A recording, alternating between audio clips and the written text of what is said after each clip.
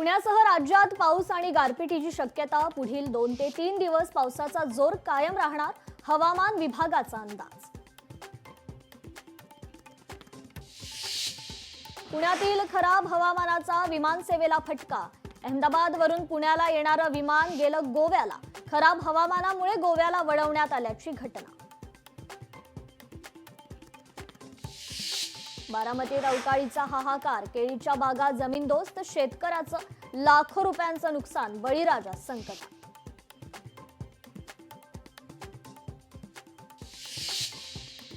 पुण्यातील ग्रामीण भागात सीएनजीच्या दरात 2 रुपयांची वाढ, नवे दर 92 रुपयांवर।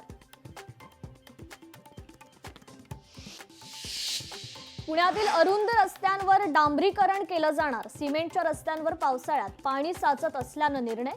या संदर्भात पथविभागाला लेखी आदेश काढण्याच्या सूचना।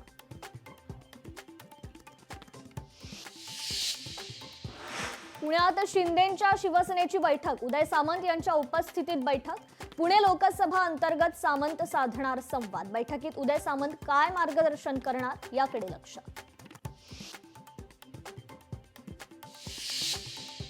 साताऱ्याच्या माण तालुक्यात अवकाळीचा कहर, पाऊस आणि विजांच्या कडकडाटानं वीज कोसळून शेतकऱ्यांचा मृत्यू, गावावर शोककळा।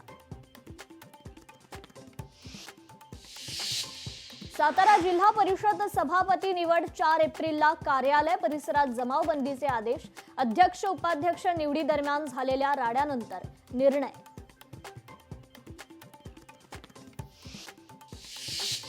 नागपूरमधील कचरा संकलन कंपन्यांना 5 वर्षात 595 कोटी बिल अदा। नागपूर मनपाची कोर्टात माहिती।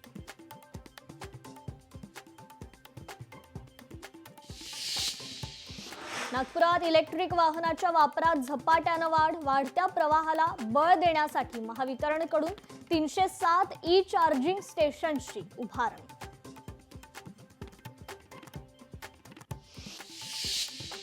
माढ्यात छत्रपती शिवाजी महाराजांचा पुतळा स्थलांतरित प्रकरण, सलग 3ऱ्या दिवशी दोन्ही गटाचं आंदोलन सुरू। पुतळा स्थलांतर करण्याच्या मागणीकरता ठिय्या आंदोलन सुरूच।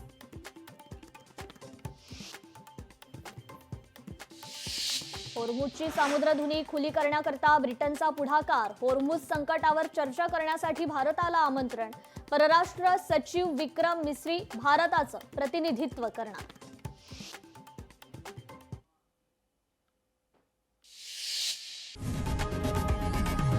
लोकशाही मराठी ऐका, पहा, जागरूक रहा।